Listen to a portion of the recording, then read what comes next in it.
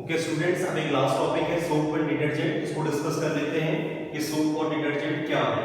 तो well, soap is a sodium and potassium salt of fatty acids used in variety of cleaning and lubricating products. ठीक है, तो soap generally एक salt है fatty acids की, और कैसे सॉल्ट है? एल्कली सॉल्ट है। ठीक है, तो जो भी सोडियम और पोटेशियम हम यूज करते हैं, इनके जो हाइड्रोक्साइड है वो सभी एल्कली होते हैं, तो इसलिए हम इनको कहते हैं alkaline salt of fatty acids. तो देखिए कैसे बनते हैं। तो देखिए कोई ट्राइग्लिसराइड है, ठीक है, कोई इसे हम कहते हैं फैट्स एंड ऑयल। ठीक है, तो इसको हम किसी strong alkali such as sodium hydroxide हमने यहाँ पे यूज किया, यहाँ पे हम पोटेशियम हाइड्रोक्साइड भी यूज कर सकते हैं। ठीक है, तो जब इनको रिएक्ट करेंगे तो इसके बाद ग्लिसरॉल बनेगा। ठीक है, CH2OH जो एक अल्कोहल का एग्जांपल है, और यहाँ पे सोडियम पैल्मिटेट। सोडियम पैल्मिटेट एक सबसे कॉमन यूज होने वाला सोप है। ठीक है, तो यहाँ पे सोप प्रिपेयर हो गया। देखिए, तो यहाँ पे देखिए इस रिएक्शन से हमने सोप को फॉर्म किया है, तो इसीलिए हम इसे कहते हैं सैपोनिफिकेशन। सैपोनिफिकेशन रिएक्शन, तो याद रखना है सैपोनिफिकेशन रिएक्शन का मतलब है कि soap formation reaction. Soap forming reaction को हम कहते हैं सैपोनिफिकेशन रिएक्शन। तो इस रिएक्शन में हमने ट्राइग्लिसराइड, जिन्हें हम कहते हैं कॉमनली फैटी एसिड, को यूज किया। जब हमने उनको किसी स्ट्रॉन्ग एल्कली के साथ ट्रीट किया, तो उसके बाद ग्लिसरॉल प्लस सोडियम पैल्मिटेट जो हमारा सोप है वो फॉर्म हुआ। तो ऐसे रिएक्शन जिससे सोप बने तो हम कहते हैं सैपोनिफिकेशन रिएक्शन। ओके, सोप की काफी ज्यादा इंपॉर्टेंस है। As I told you, cleaning और लुब्रिकेटिंग प्रोडक्ट को लुब्रिकेट करने में ये सबसे ज्यादा यूज होता है। ठीक है, now soap are made from natural ingredient. Soap natural ingredient से बनता है। जो भी फैट्स और ऑयल हम यूज करते हैं जनरली सभी नेचुरली ऑब्टेन होते हैं। ठीक है, but while detergent are synthetic hydrocarbons. ठीक है, एंड मैन मेड डेरिवेटिव। और जो डिटर्जेंट है वो जनरली हाइड्रोकार्बन से बनते हैं या फिर ऐसे सिंथेटिक सब्सटेंस से बनते हैं जो मैन मेड है या फिर नेचुरल, हमने उनको आर्टिफिशियली डेरिवेट किया है, आर्टिफिशियली बनाया है। ठीक है, अब यहाँ पे प्रश्न ये बनता है कि डिटर्जेंट को ज्यादा सुपीरियर क्यों माना जाता है सोप से?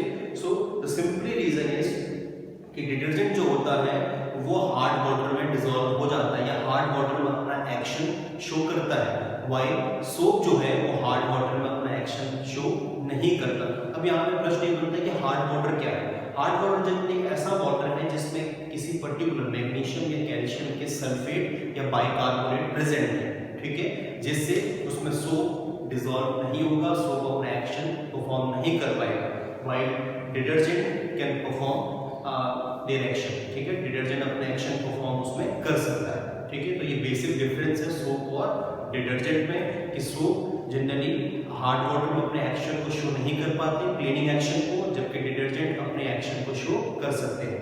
ठीक है, तो ये सुपीरियर एक हम कहें कि एक एडवांटेज है डिटर्जेंट का ओवर दी सोप। ओके, तो जनरली इनका हमने ये भी देख लिया कि इनका डेरिवेटिव क्या है डिटर्जेंट का और सोप का। Hope you all have understood कि सोप के क्या क्या फंक्शन है। हार्ड वाटर जनरली आपको मेट्रोपॉलिटन सिटीज होती लाइक दिल्ली, मुंबई, चेन्नई, ठीक है, जहाँ पे थोड़ा सा पोल्यूशन जाता है वहाँ पे हार्ड वाटर इजीली अवेलेबल होता है, दिख जाता है आपको। ठीक है, तो उसमें डिटर्जेंट इजीली एक्शन परफॉर्म कर लेता है, लेकिन सोप नहीं कर पाता। इसलिए क्लीनिंग एक्टिविटीज में लाइक क्लॉथ को वॉश करने में या फिर फ्लोर को क्लीन करने में प्रॉब्लम्स होती है। ठीक है, अब हम ये चैप्टर खत्म हो चुका है। अब आपकी बुक में कुछ इंपॉर्टेंट केमिकल फॉर्मूलाज हैं, ठीक है, उनको डिस्कस कर लेते हैं। देखिए कुछ हैं इंपॉर्टेंट, जैसे एसिटिक एसिड है जिसका केमिकल फॉर्मूला आपको पता होना चाहिए कि CH3COH है, इसे हम कहते हैं विनेगर। कॉमनली विनेगर हमारे फूड में यूज होने वाला सब्सटेंस है।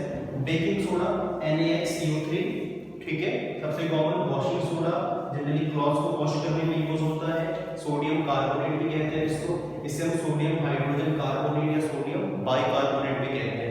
एसिड बेस वाले चैप्टर में मैंने डिस्कस किए ये फॉर्मूलाज। जिप्सम का भी फॉर्मूला मैंने डिस्कस किया है एसिड बेस एंड सॉल्ट वाले चैप्टर में कि कैल्शियम सल्फेट डाइहाइड्रेट कहते हैं इसको, और कॉमनली आपकी बुक में से POP भी लिखा है। ठीक है, POP के बारे में हम सभी को पता है, हमने डिस्कस किया है। POP means plaster of Paris.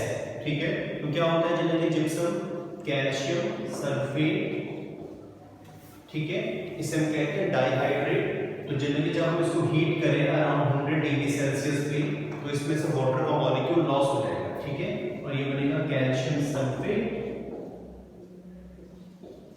ठीक है, कैल्शियम सल्फेट हेमीहाइड्रेट, ठीक है, यहाँ पे हेमीहाइड्रेट बनेगा प्लस 3/2 जो मॉलिक्यूल है वाटर का वो रिलीज होता है, ठीक है, तो इसे हम कहते हैं commonly POP, plaster of Paris. तो यूज होता है जनरली फ्रैक्चर्ड बोन को सेट होने में, ठीक है, चौक जो हम यूज करते हैं ब्लैक बोर्ड में उसकी फॉर्मेशन में, ठीक है, और इसके साथ साथ नंबर ऑफ टॉयज हैं, आर्टिकल्स हैं, इनको मैन्युफैक्चर करने में प्लास्टर ऑफ पेरिस का यूज होता है। इसके साथ साथ मैग्नीशियम हाइड्रोक्साइड है, एक और फॉर्मूला मेंशन है आपकी बुक में, ठीक है, ये जनरली यूज होता है as a antacid excessive of acidity को न्यूट्रलाइज करने के लिए। So student, this is all about chemistry in daily life. Hope you all have understood, इस चैप्टर को आपको समझ में आया होगा और I hope you all have enjoyed. Thank you so much.